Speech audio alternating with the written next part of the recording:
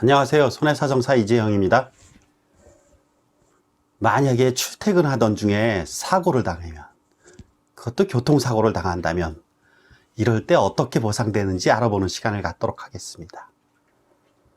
우선 출퇴근 중 사고.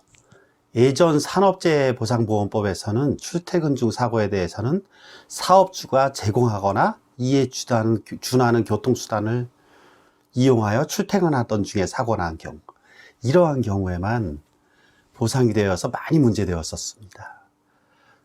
어찌 보면 출퇴근하는 것도 우리 일하는 근로의 연장선상이라고 볼 수 있는데, 이것이 어떤 경우에는 보상이 되고 어떤 경우에는 보상이 되지 않고, 이렇다 보니까 많은 문제가 되었었는데, 2016년도 우리 헌법재판소의 헌법 불합치 결정으로 인해서 산업재해보상보험법이 개정되게 되었습니다.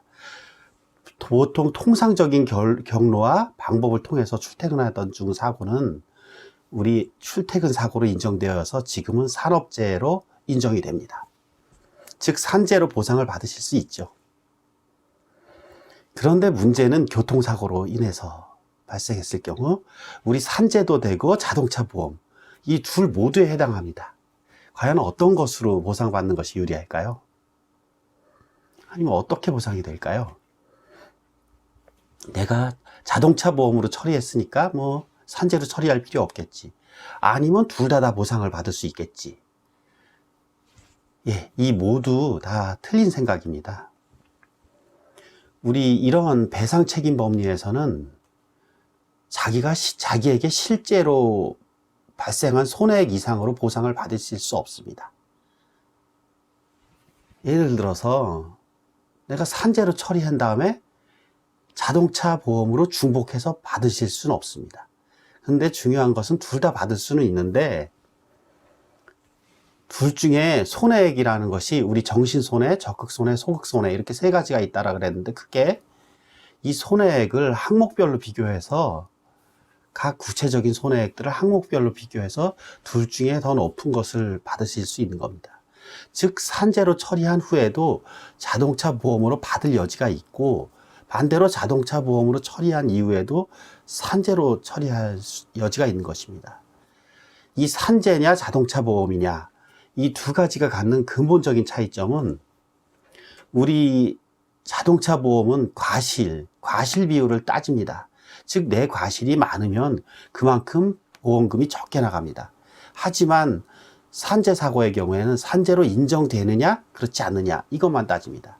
만약 인정이 된다면 과실 비율을 따지지 않고 일정한 기준에 의한 금액이 지급됩니다. 예를 들어서 휴업급여 같은 경우에는 평균 임금의 70%가 지급되죠. 그리고 몸에 신체 장애가 남았을 경우 4급의 장애가 나왔다 만약, 이런 경우에는 55일분, 평균 임금의 55일분이 장애보상 일시금으로 지급됩니다. 이러한 차이가 있기 때문에 과실이 많다면 통상적으로 산재가 유리하다고 볼 수 있겠죠. 근데 과실이 만약에 적다면 자동차 보험이 유리하다고 볼 수도 있을 것입니다. 그런데 우리 자동차 보험은 배상책임보험이다 보니까 정년까지만 상실수익이 인정됩니다. 장애급여죠. 산재로 따지면 정년까지만. 그 65세, 만 65세를 지금 정년으로 보고 듣고 있는데, 이게 만약에 넘었을 경우 우리 자동차 보험에서는 이 산재의 장애급여에 해당하는 이 상실수익을 받을 수가 없는 것입니다. 그렇지만 산재 같은 경우에는 만 65세가 넘었어도 이 장애급여를 받을 수 있는 근본적인 차이점이 있습니다. 그리고 또 하나 중요한 차이점, 아주 중요한 차이점인데요. 산재와 자동차 보험.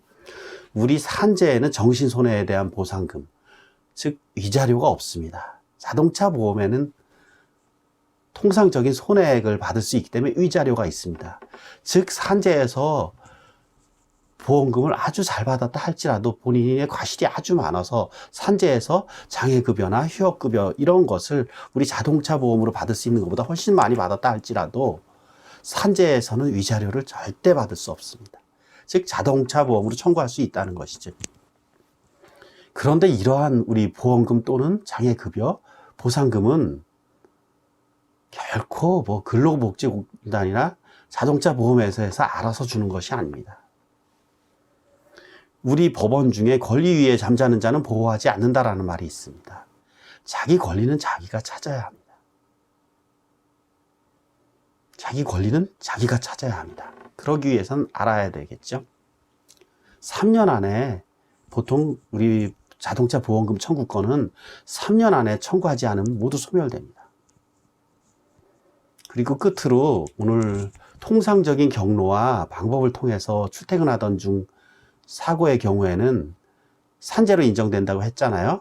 그런데 통상적인 경로를 벗어났을 경우 또는 중단했을 경우에도 우리 출퇴근재해로 인정되는 경우가 있습니다. 일상생활에 필요하다라고 인정되는 경우로서 대통령령으로 정하는 경우를 들고 있는데요. 우리 대표적인 경우가 일상생활에 필요한 물품을 구입하는 행위겠죠.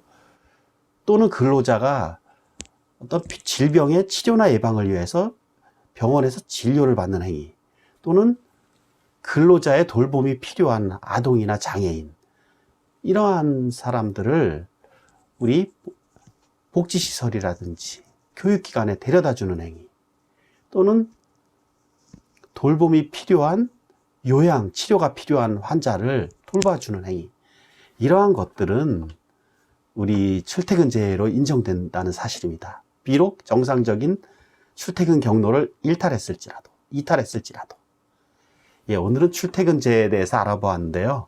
앞으로도 좋은 강의 계속 이어갈 것이니까 이재영 손해사정TV 많은 시청과 구독 부탁드립니다. 고맙습니다. 손해사정사 이재영이었습니다.